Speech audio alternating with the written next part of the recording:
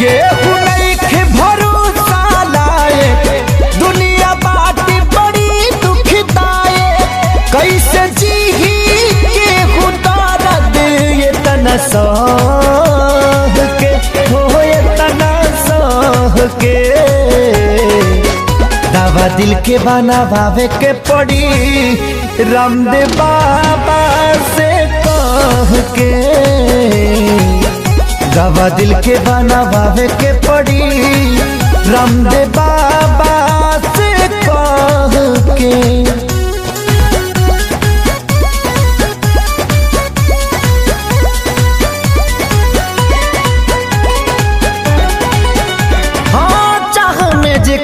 तबाह भइल जिंदगी, जिए मरे से बेपरवाह भइल जिंदगी।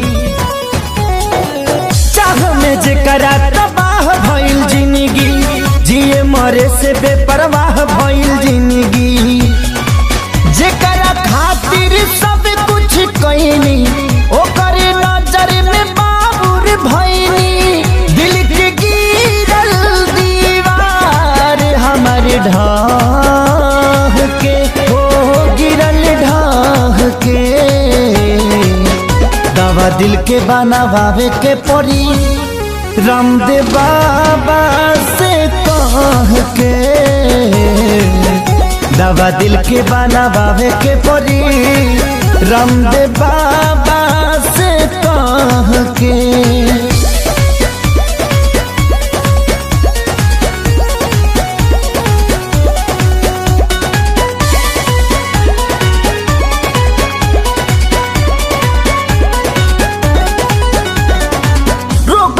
ऐसन वियोग के धरैलस, जहर भी खैनी असर नाही कैलस।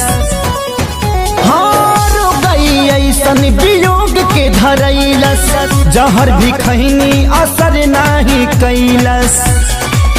मर चाही मर ना पाई, जिए देवे ना जुदाई। याद हलचल आवेला रही राह के, हो आवे राह के।